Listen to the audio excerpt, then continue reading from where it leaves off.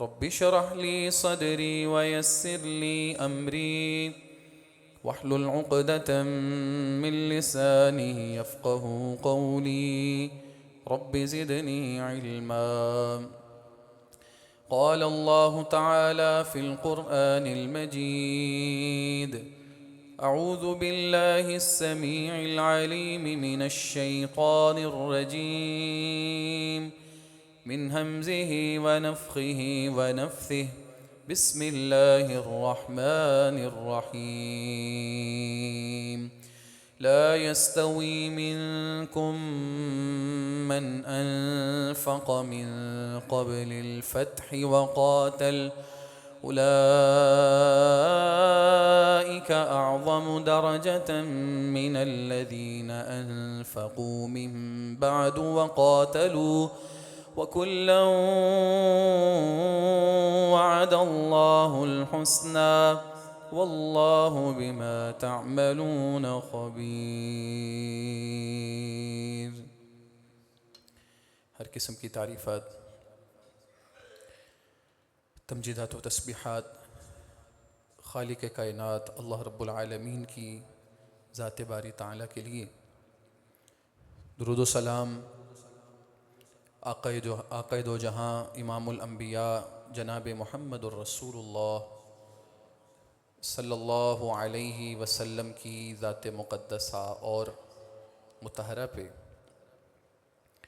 معزز سامعین و حضرات، قابل احترام بھائیوں، بزرگوں، نوجوان ساتھیوں، معززات و مکرمات، دینی اسلامی ماؤں بہنوں،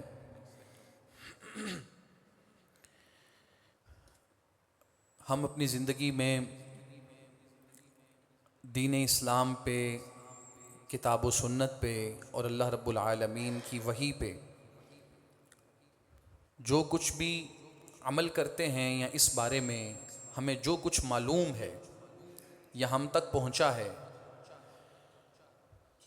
یہ سارے کا سارا مواد ہمیں سمجھنا ہوگا کہ اللہ رب العالمین نے آسمانوں سے کتاب کی شکل اور صورت میں زمین پر نہیں اتارا.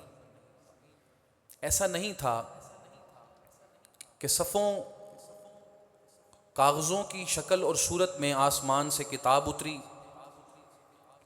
اور اس کی تشریح اتری اور ہمارا دین پورا ہو گیا. نہیں، بلکہ انسان کی فطرت کا لحاظ رکھتے ہوئے اللہ رب العالمین نے ہمارے لیے پیغمبر کائنات علیہ السلام کو دنیا میں بھیجا.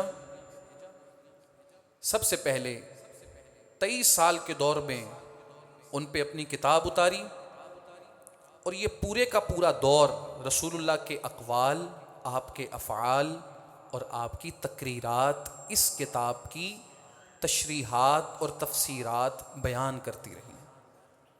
اور پھر اس سارے دین کو ہم تک پہنچانے کے لیے نبی کریم صلی اللہ علیہ وسلم کے گرد ایک پوری ٹیم تھی جس کے ذمے اللہ نے یہ کام لگایا تھا کہ وہ نظریں گاڑے ہوئے تھے، کان ہر وقت رسول اللہ کی بات کی طرف متوجہ رکھتے تھے، جن کے دل و دماغ ہر وقت متوجہ اور حاضر رہتے تھے کہ رسول اللہ جو کہیں گے ہم اسے یا تو لکھیں گے یا اپنے ذہن میں نقش کریں گے، آپ جو کریں گے ہم اسے اپنے سینے میں بٹھائیں گے، جو کچھ آپ کے سامنے ہوگا یا آپ کے زمانے میں ہوگا، اگر آپ اس پر خاموشی اختیار کر کے اس کو برقرار رکھیں گے تو ہم اس کو بھی محفوظ کریں گے اور بعد والے لوگوں تک پہنچائیں گے. یہ جو ٹیم تھی، یہ جو آپ کے گرد لوگ جمع تھے جن کے ذریعے اللہ نے دین کو محفوظ کیا، اور آج ہم نمازی ہیں، ہم روزے دار ہیں، ہم قرآن مجید کے قاری ہیں، ہم دین کو سمجھنے اور جاننے والے ہیں، ہم حج کر کے اپنے نام کے ساتھ حاجی یا الحاج لگانے کے قابل ہیں.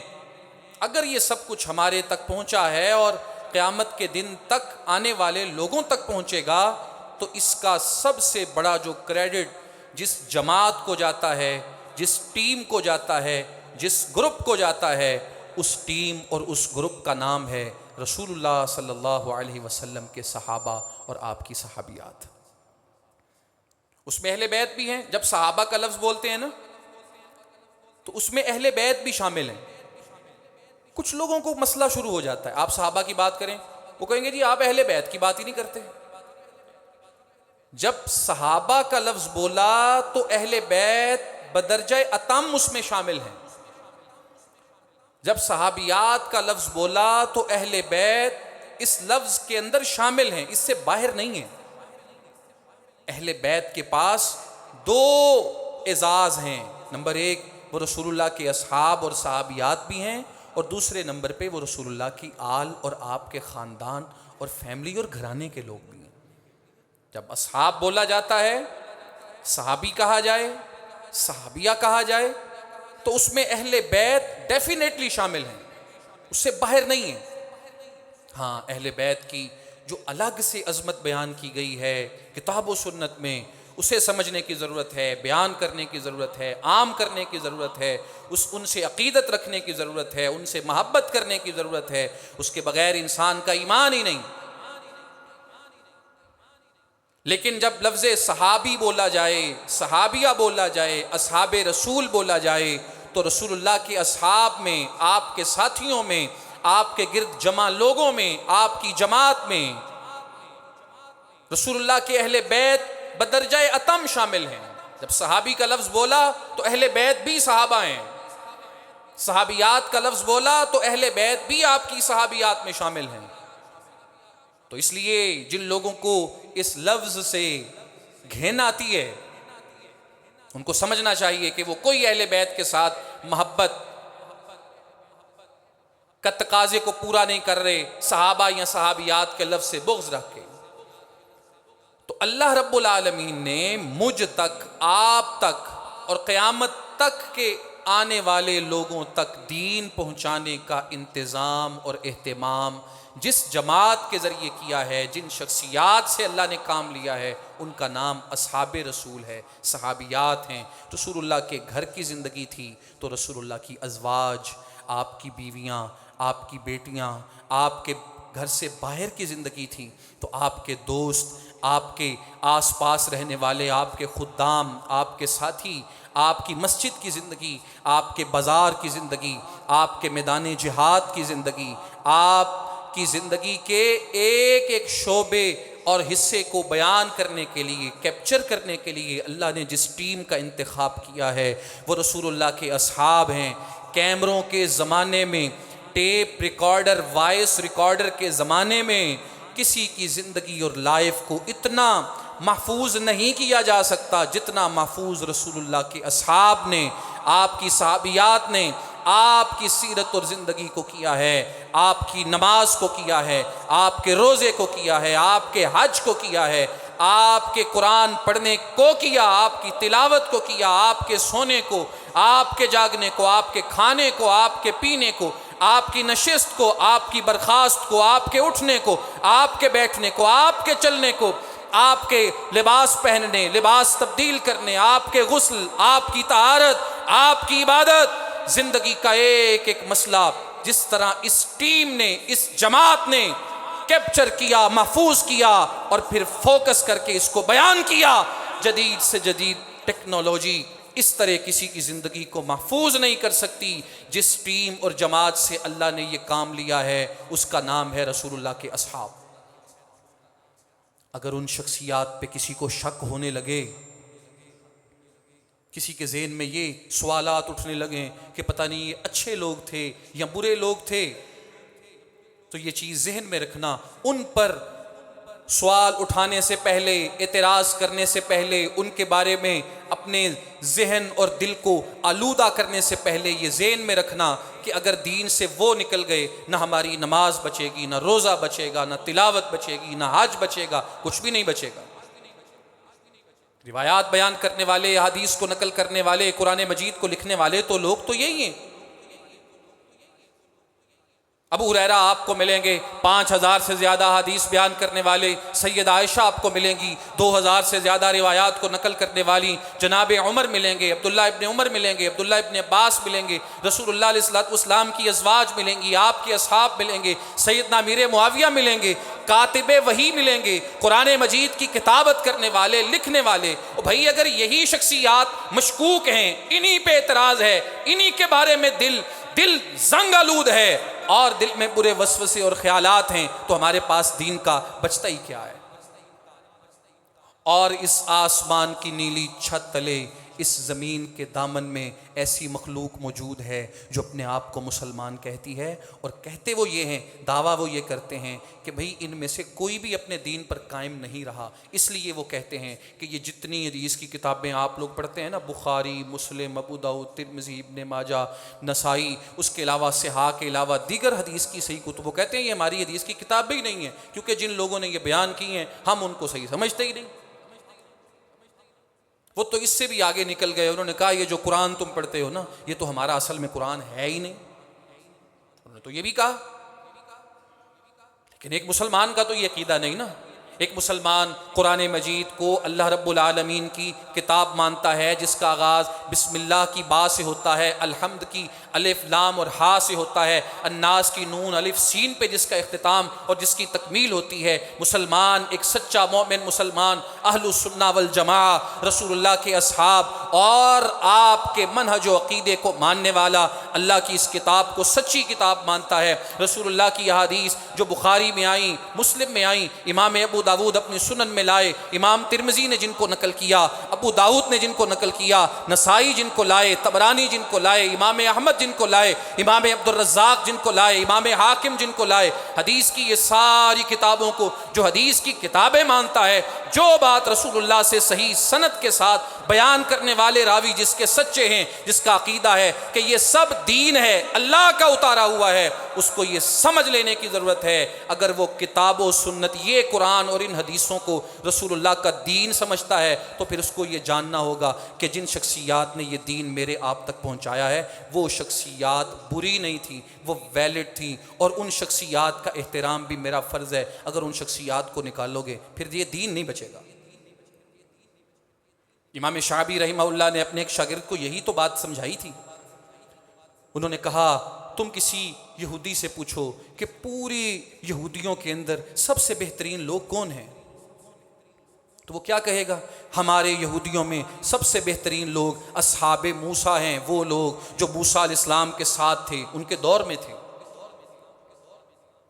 حالانکہ قرآن مجید نے ان پہ کرٹیسزم کیا، ان پہ تنقید کی، ان کی برائیاں بیان کی، چارج شیٹ لگایا، ان کی جو اخلاقیات میں کمی کوتاہی اس کو بیان کیا، لیکن آپ کسی یہودی سے سوال کر لیں کہ یہودیوں میں سب سے بہترین یہودی کون سا ہے، اس کا ایک جواب ہوگا وہ لوگ اصحاب موسیٰ، جو جناب موسیٰ علیہ السلام کے ساتھی تھے، آپ کے دست و بازو تھے، آپ کے یمین و یسار، آگے اور پیچھے مل کے ان کے ساتھ چلنے اور پھرنے والے تھے، وہ سب سے بہترین ہیں۔ آپ کسی عیسائی سے پوچھیں کہ بتاؤ سب سے بہترین عیسائی کون ہے، اس کا ایک جواب ہوگا سب سے بہترین عیسائی وہ حواری ہیں جو عیسیٰ علیہ السلام کے ساتھ کھڑے ہوئے تھے، جنہوں نے قربانی دینے کے لیے اپنے آپ کو پیش کیا تھا۔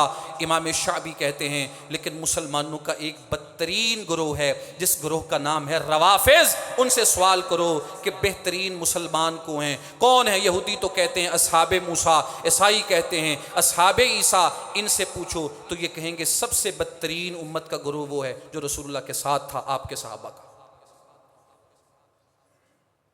یا آپ کو یہی بتائیں گے کہ بس اہل بیت تھے، چند ایک افراد تھے، باقی سارے مرتد ہو گئے تھے، سب نے دین چھوڑ دیا تھا، دین سے ارتداد اختیار کر لیا تھا، اور وہ آپ کو یہی بتائیں گے حدیث وہی قابل قبول ہوتی ہے جو امام کے واسطے سے آتی ہے۔ اہل بیت کا کوئی فرد بیان کرتا ہے، کوئی صحابی حدیث بیان کرے، ہم اس کو مانتے ہی نہیں ہیں۔ ابو ہریرہ کون ہوتا ہے؟ عمر، عثمان، اور اس سے پہلے جناب صدیق کون ہوتے ہیں رضی اللہ تعالیٰ عنہ؟ وہ آپ کو یہی کہے گا کہ ان کی تو حیثیت ہی نہیں، حدیث ہوتی وہ ہے جو اہل بیت کا کوئی فرد بیان کرتا ہے، ان کے نزدیک یہ دین ہی نہیں ہے۔ فرماتے ہیں یہ امت مسلمہ کا بدترین گروہ ہے جو رسول اللہ کے اصحاب کو امت کا بدترین گروہ قرار دیتا ہے، یہ عیسائیوں سے بھی آگے نکل گئے، یہودیوں سے بھی بدتر لوگ ہیں جو رسول اللہ کے ساتھی اور آپ کے اصحاب کو برا کہتے ہیں۔ اگر ان کو نکالو گے تو جو دین میں نے آپ نے سیکھا ہے وہ دین ہمارے پاس باقی نہیں بچے گا، ہمیں کوئی دین پھر اور تلاش کرنا پڑے گا۔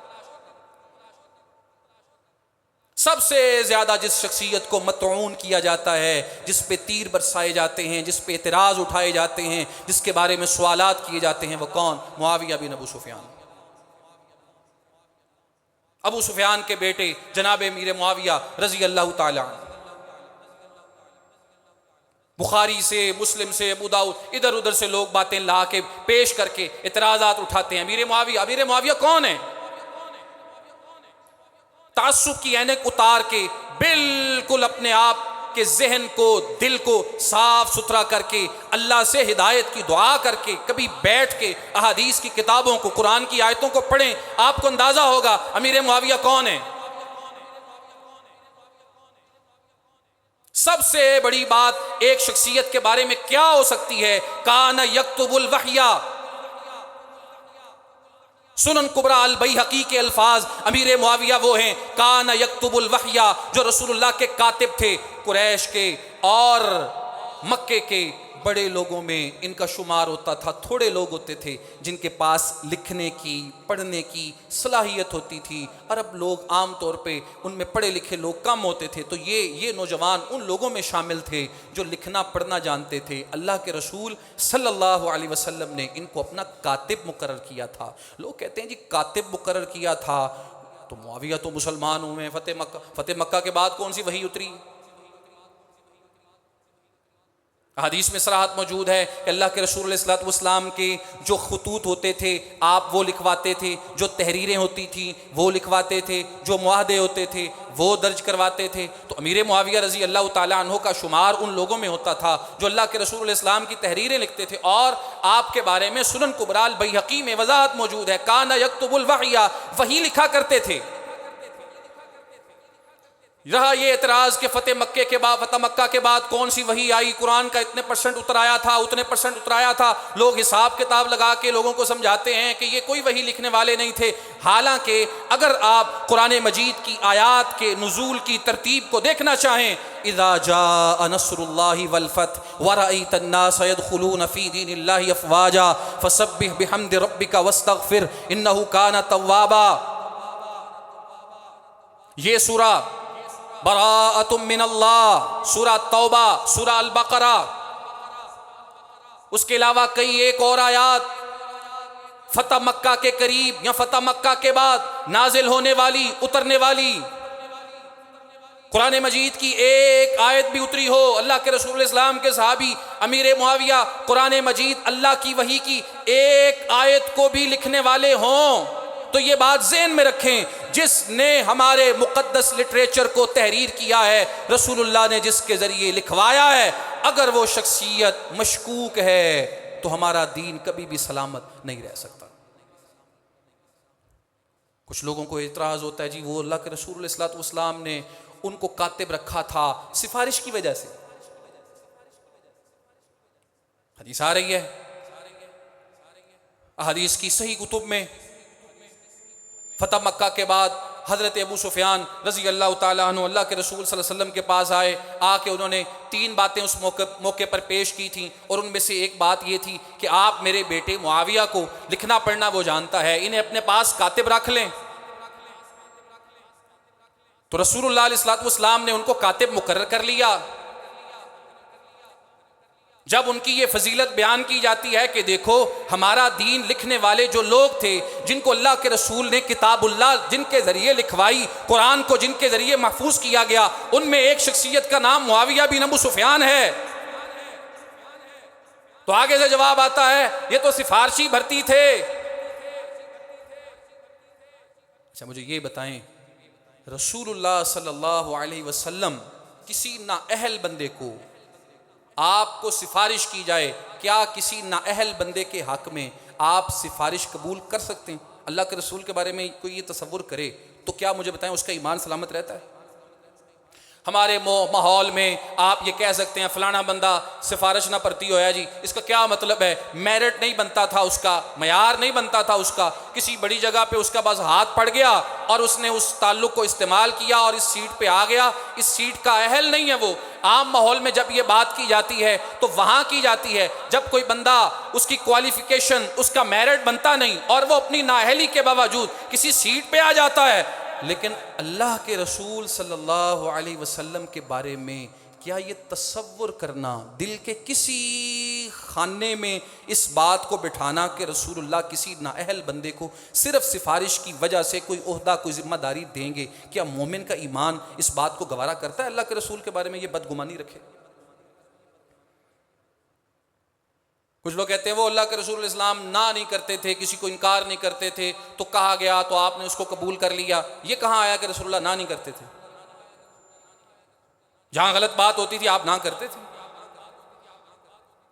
کسی نے سوال کر لیا کسی چیز کا، رسول اللہ کی چادر ہے، کسی نے مانگ لی آپ نے دے دی، کوئی مال کا تقاضا کر لیا آپ کے پاس نہیں ہے پھر بھی ادھار لیا اور اس کو دے دیا، اس طرح کے سوالات تو آپ پورے کر دیتے تھے۔ لیکن اگر کوئی ذمہ داری کا سوال کیا جائے، کسی ایسی چیز کے بارے میں آپ سے تقاضا کیا جائے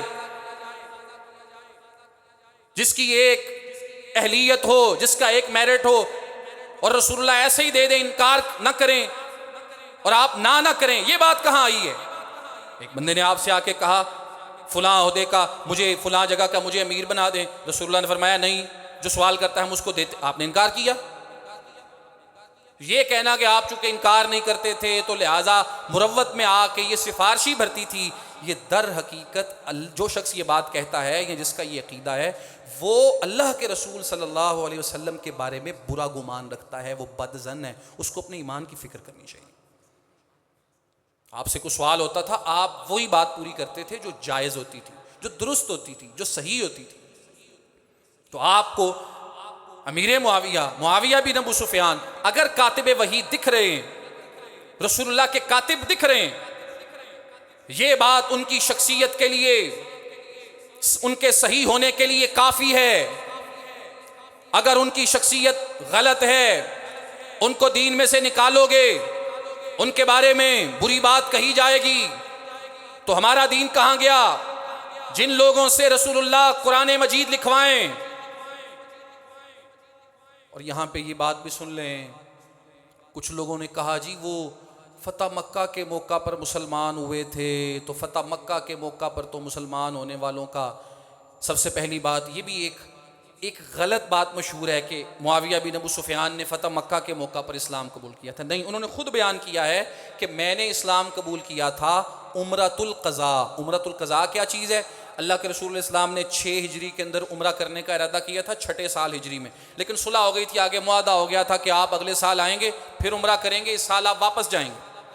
تو جو اگلے سال 7 ہجری کا عمرہ تھا اس کو عمرۃ القضاء کہا جاتا ہے۔ پچھلا عمرہ جو رہ گیا تھا اس کی قضاء کے لیے یہ 7 ہجری میں عمرہ ادا کیا گیا، اور مکہ فتح ہوا 8 ہجری میں رمضان کے مہینے میں۔ معاویہ کہتے ہیں کہ میں نے اسلام قبول کر لیا تھا، اللہ کے رسول علیہ الصلوۃ والسلام جب عمرۃ القضاء کے لیے مکہ تشریف لائے تھے میں نے اس وقت اسلام قبول کر لیا تھا، اور یہ 7 ہجری کا زمانہ تھا۔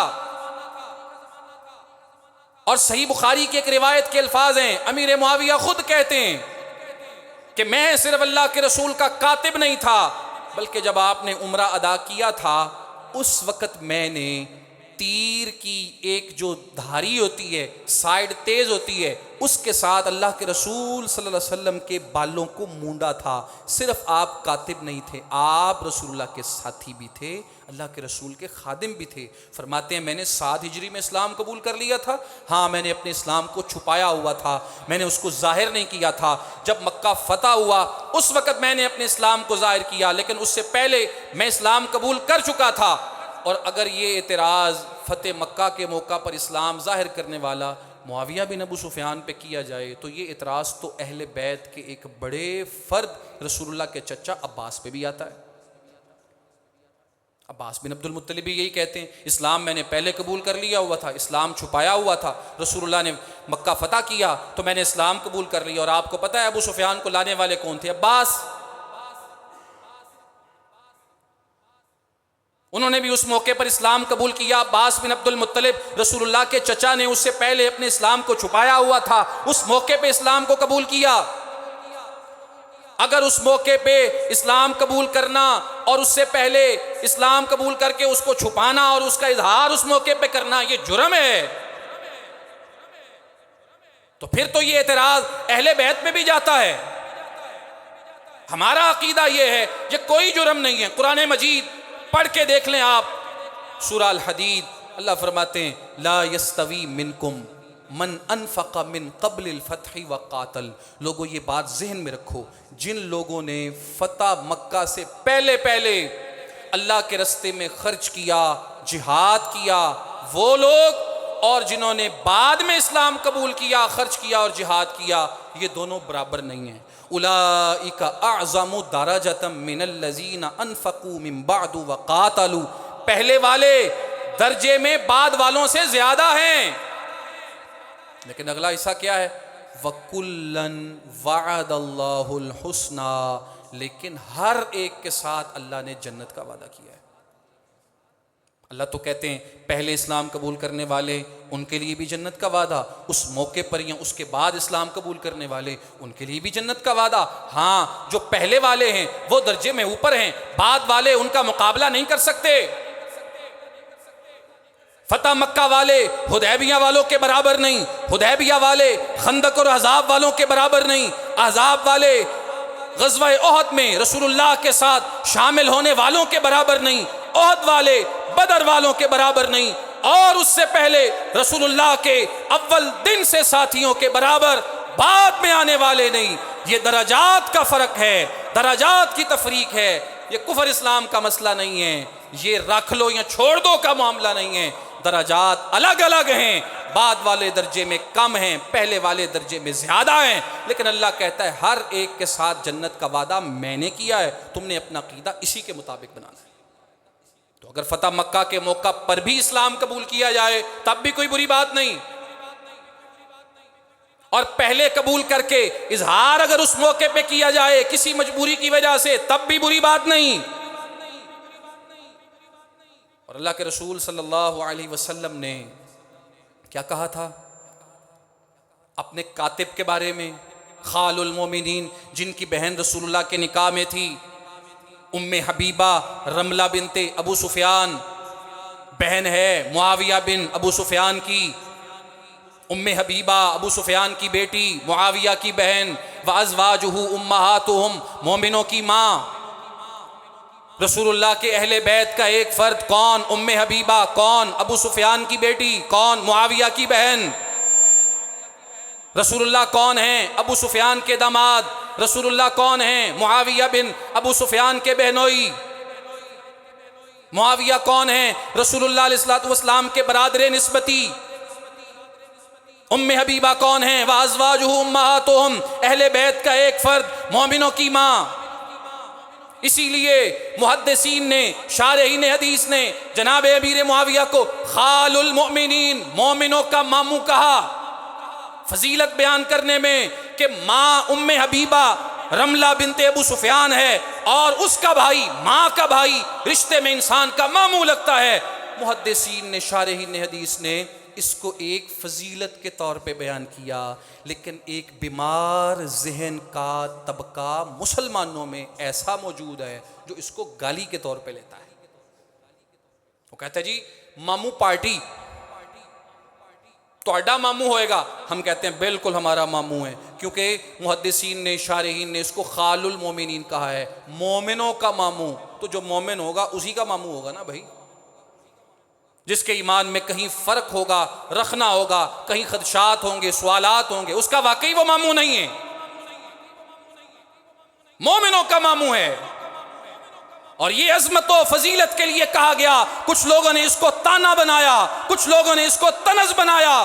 ان کے ایمان میں کہیں نہ کہیں پہ ایسا شک و شبہ موجود ہے جو ان کو ڈیمیج کر رہا ہے, اندر سے کھوکھلا کر رہا ہے, خالی کر رہا ہے. رسول اللہ علیہ الصلوۃ والسلام کے اگر آپ الفاظ سنیں, آپ کی صرف 2 دعاؤں پہ غور کر لیں جو اللہ کے رسول الاسلام نے امیر معاویہ کو دی. لوگوں کو وہ دعا یاد کروائی گئی ہے جی، اللہ کے رسول اسلام نے ایک موقع پر کہا تھا معاویہ کا پیٹ نہ بھرے، اللہ اس کا پیٹ نہ بھرے۔ بالکل آ رہی ہے صحیح مسلم میں روایت کہ اللہ معاویہ کا پیٹ نہ بھرے۔ کبھی اس کا سیکوینس، سیاق و سباق، کانٹیکسٹ بھی دیکھا ہے، اور جو دعائیں اللہ کے رسول اسلام نے معاویہ بن ابو سفیان کے لیے کی ہیں کبھی وہ بھی لوگوں کو سنائی ہیں۔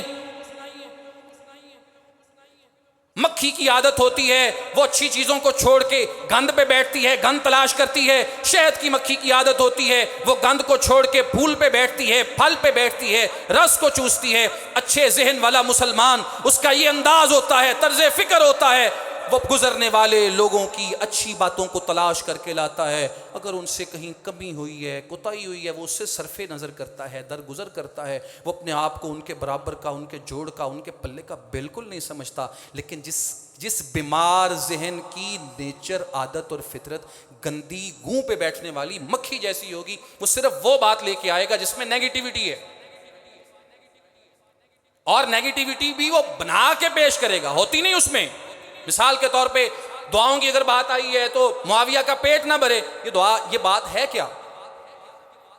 رسول اللہ علیہ الصلوۃ والسلام نے عبداللہ ابن عباس رضی اللہ تعالیٰ عنہما کو ایک دن بلایا اور کہا کہ جاؤ معاویہ کو بلا کے لاؤ۔ مقصد کیا تھا؟ کچھ لکھوانا چاہتے تھے آپ، کوئی تحریر تھی یا کوئی کام تھا؟ گئے عبداللہ ابن عباس، جا کے دیکھا کہ معاویہ کھانا کھا رہے ہیں، واپس آئے، رسول اللہ کو آ کے خبر دی وہ کھانا کھا رہے ہیں۔ تھوڑی دیر گزری، پھر کہا جاؤ بلا کے لاؤ، پھر گئے، دیکھا کھانا کھا رہے ہیں، واپس آئے اور پھر آ کے یہی کہا۔ تیسری بار بھیجا اور کھانا ہی کھا رہے تھے، آ کے پھر کہا جی وہ روٹی کھا رہے ہیں۔ تو رسول اللہ علیہ السلام نے زبان سے کہا لا اشبع اللہ، اللہ کرے دا ٹیڈی نہ پڑے، یہ پنجابی کا ترجمہ ہے، اس کا پیٹ ہی نہ بھرے۔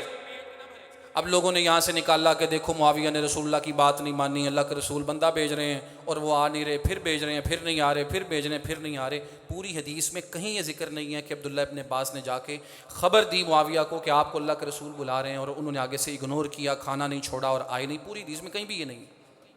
لوگوں نے بریکٹیں لگا کے یہ نتیجے نکالے کہ وہ گئے، انہوں نے دیکھا، جا کے کہا، آگے سے جواب ملا میں نہیں آنا۔ یہ بریکٹیں، حدیث کا کوئی لفظ ہی نہیں ہے کہ انہوں نے جا کے معاویہ بن ابو سفیان کو خبر دی ہو کہ آپ کو رسول اللہ بلا رہے ہیں، کوئی لفظ نہیں۔ حدیث کا نتیجہ یہ ہے وہ گئے، دیکھا اور آ گئے، گئے، دیکھا اور واپس آ گئے۔ اور اللہ کے رسول علیہ السلام نے یہ بات کہی، اور سن لو، جو تو صحیح دماغ کا آدمی ہے نا، وہ اس سے پہلے والی حدیثوں کو بھی پڑھے گا، بعد والوں کو پڑھے گا۔ جب آپ ساری حدیثوں کو پڑھیں گے تو یہ صحیح مسلم کی روایت ہے، امام مسلم رحمہ اللہ تعالیٰ اس حدیث سے پہلے 14 سندوں کے ساتھ، 14 اسناد کے ساتھ ایک حدیث نقل کرتے ہیں، اور وہ اس رسول اللہ نے جو کہا کہ اللہ کر کے اس کا پیٹ نہ بھرے، اس بات کا مفہوم 14 حدیثیں 14 اسناد کے ساتھ لا کے امام مسلم نے بیان کیا، جس کو امام نووی، امام ابن بطال، امام ابن کثیر، سارے محدثین نے قبول کیا۔ اور وہ حدیث کیا ہے؟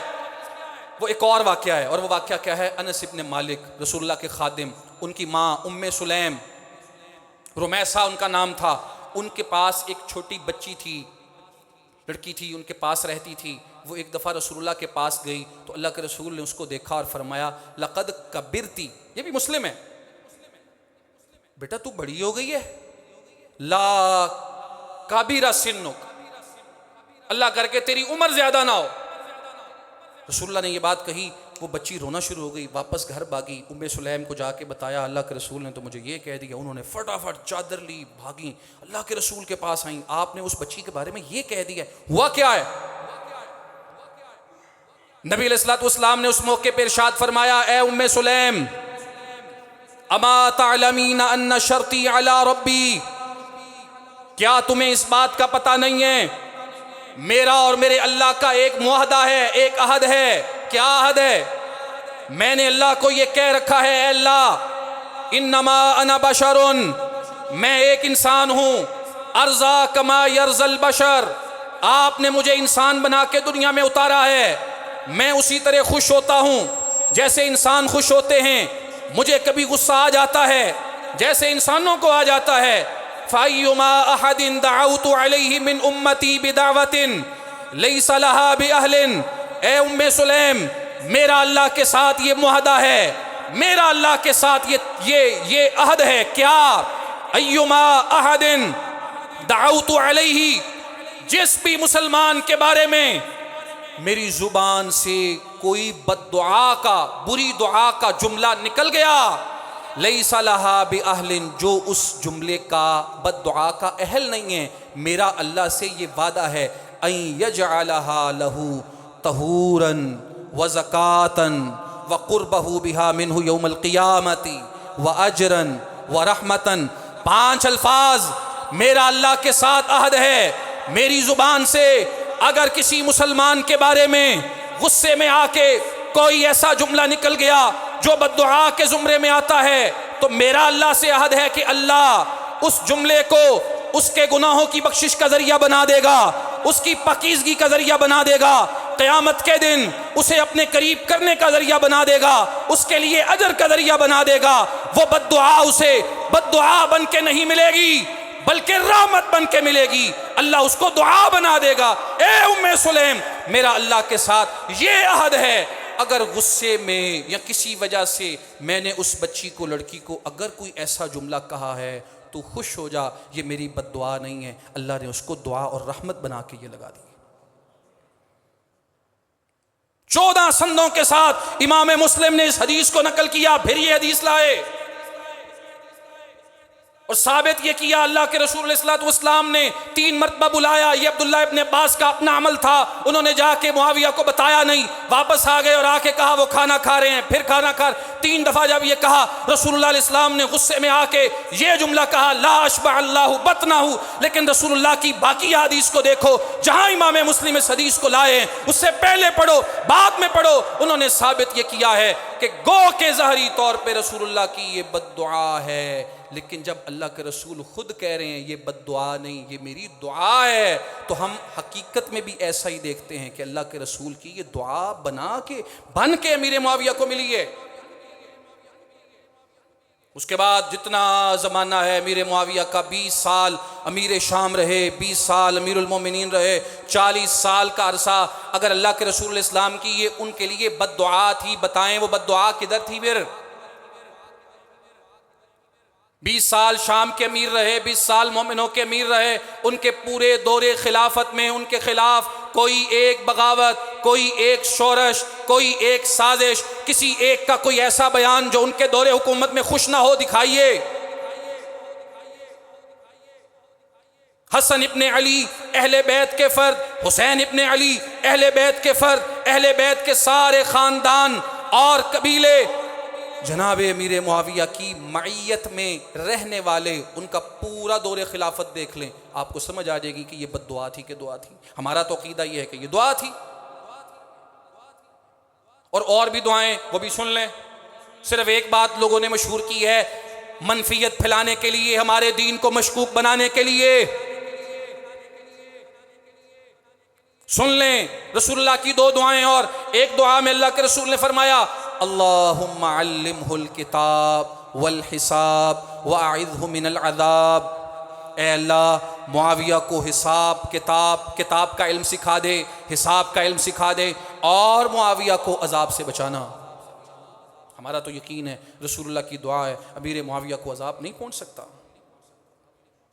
ہم تو اللہ کے رسول کی دعا کے پورے ہونے پہ ہمارا یقین ہے۔ عبد الرحمن ابن ابی ملیکہ سوال کرتے ہیں، کہتے ہیں ابن عباس اہل بیت کے ایک فرد سے سوال کیا گیا، کسی نے آ کے پوچھا کہ هل لک فی امیر المومنین، آپ امیر المومنین کے بارے میں کیا کہتے ہیں؟ کون امیر المومنین؟ معاویہ بن ابو سفیان۔ صرف امیر شام نہیں تھے، ان کے 2 ادوار ہیں، 40 سال ان کے پاس ذمہ داریاں رہیں، 20 سال حضرت عمر فاروق رضی اللہ عنہ نے ان کو شام کا گورنر بنایا تھا، 20 سال یہ شام کے گورنر رہے، اس کے بعد 20 سال امیر المومنین رہے، مسلمانوں کے امیر رہے، اور ان کا دور خلافت تھا، دور حکومت تھا، جو جب گزر رہا تھا تو عبداللہ ابن عباس اہل بیت کے ایک فرد ہیں، وہ بیان کرتے ہیں، ما رأیت رجلا اخلق للملک من معاویہ، میں نے اس دور میں جب امیر معاویہ کو ذمہ داری ملی، وہ مسلمانوں کے خلیفہ یا بادشاہ بنے، میں نے معاویہ سے بڑھ کے بادشاہت کے لیے یا خلافت کے لیے کسی شخص کو اہل نہیں دیکھا۔ کون کہتے ہیں؟ عبداللہ ابن عباس۔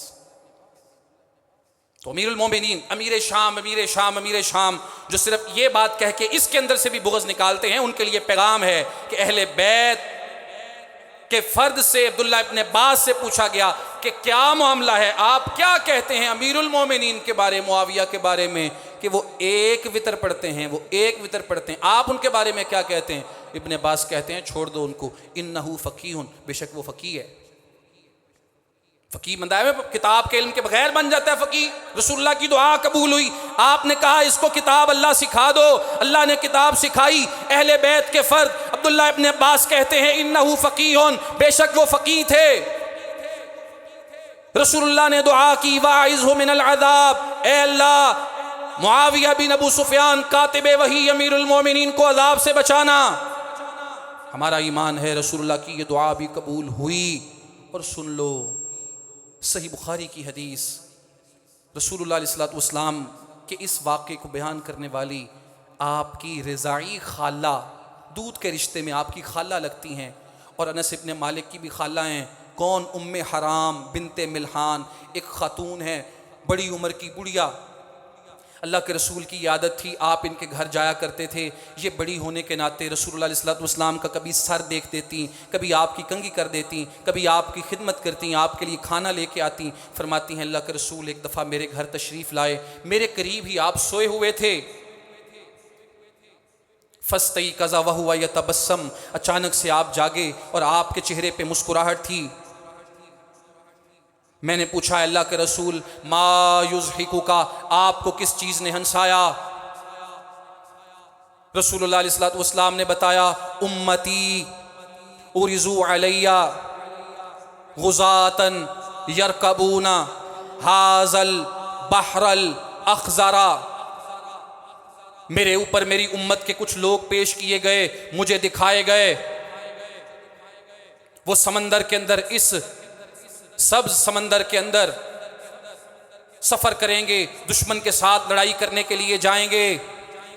مجھے اللہ رب العالمین نے وہ دکھائے ہیں، کل ملوکی علی الاسرہ، وہ سمندر کا سفر اس طرح کریں گے، سمندر پہ سوار ہو کے اس طرح جائیں گے جیسے بڑے بڑے بادشاہ اپنے تختوں پہ سوار ہوتے ہیں۔ میرے اللہ نے مجھے یہ دکھایا ہے، اور سن لو اول جیش یغزون البحر، سب سے پہلا لشکر جو سمندر میں سفر کرے گا اور سمندری لڑائی کے لیے جائے گا، سن لو قد اوجبو، وہ سب کے سب اہل جنت میں سے ہیں، انہوں نے اپنے اوپر جنت کو واجب کر لیا۔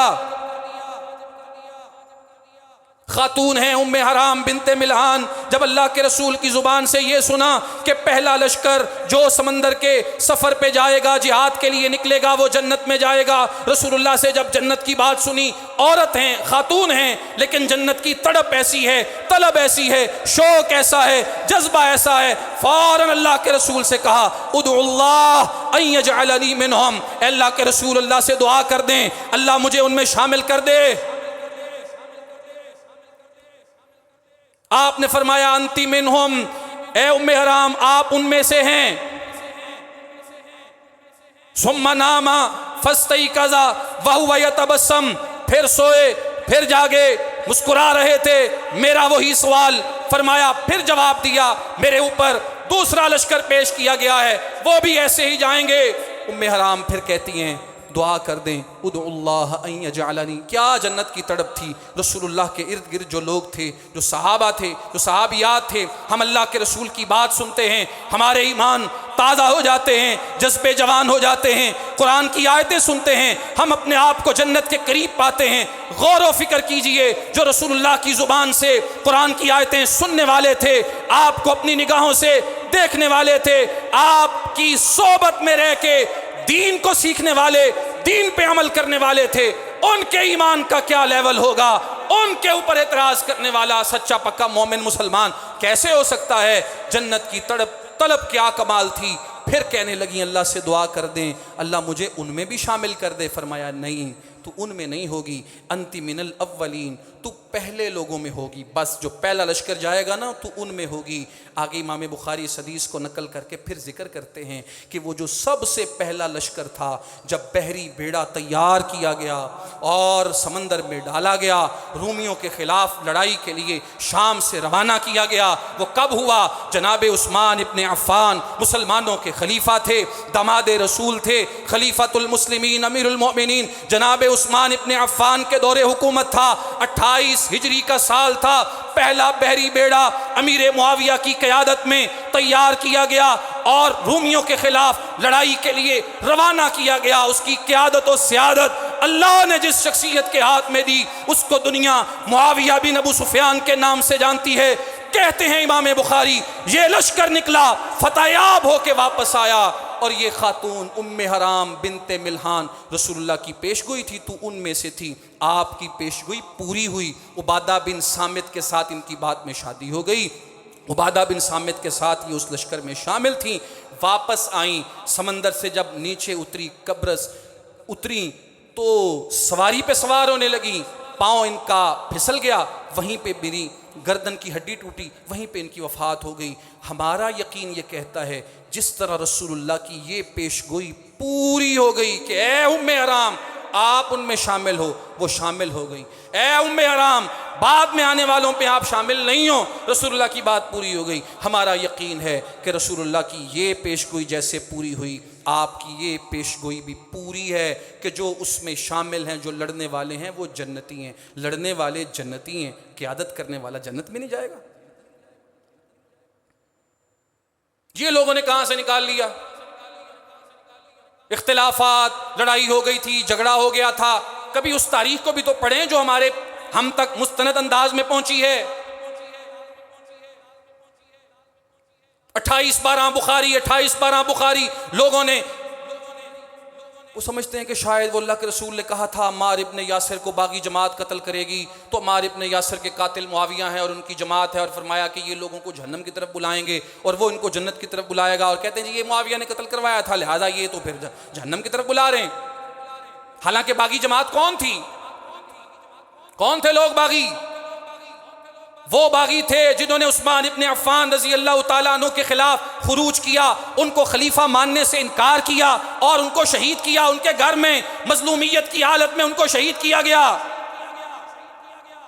جیسے مظلومانہ شہادت سیدنا حسین ابن علی کی ہے، حسن ابن علی کی ہے، مظلومانہ شہادت رسول اللہ کے داماد اور اللہ کے رسول علیہ الصلوۃ والسلام کے چہیتے صحابی عثمان ابن عفان کی بھی ہے۔ سب لوگ قربانیاں پیش کرنے والے تھے، اور آپ دیکھیں جن لوگوں نے خروج کیا تھا وہ باغی تھے جو امیر معاویہ کا گروہ تھا، یا ان کی جو جماعت تھی یہ باغی نہیں تھی، یہ کیا تھی؟ بخاری کی روایتیں ہیں نا، صحیح بخاری کھول کے آپ دیکھ لیں یہ کون سی جماعت تھی، اللہ کے رسول نے خود ڈیفائن کیا ہے یہ کون سی جماعت تھی۔ آپ نے ممبر پہ بٹھایا تھا حسن کو بھی حسین کو بھی، اور فرمایا تھا کبھی حسن کی طرف دیکھا کبھی حسین کی طرف، حسن کی طرف دیکھا حسین کی طرف، پھر حسن کی طرف اشارہ کیا تھا اور کہا تھا ان ابنی ھذا سید، لوگوں میرا یہ بیٹا سردار ہے، لعل اللہ ان یصلح بہ بین الفئتین عظیمتین من المسلمین، مجھے یقین ہے یا شاید اللہ میرے اس بیٹے کے ذریعے مسلمانوں کی دو عظمت والی جماعتوں کے درمیان صلح کروائے گا۔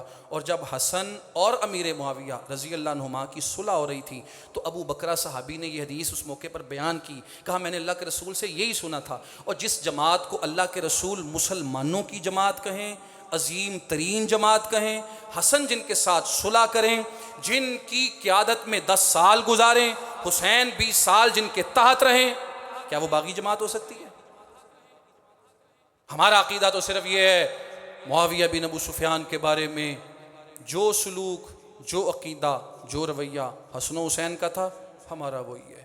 حسن و حسین جس دور میں ان کے ماتحت رہ رہے ہیں، جنگیں بھی ہو گئی ہیں، اختلافات بھی سب کچھ ہو چکا ہے، اس سب کے بعد جو حسن و حسین نے کیا ہے جناب امیر معاویہ کے ساتھ، یا جو ان کا آپس کا ریلیشن اور تعلق ہے، ہمارا بھی وہی ہے۔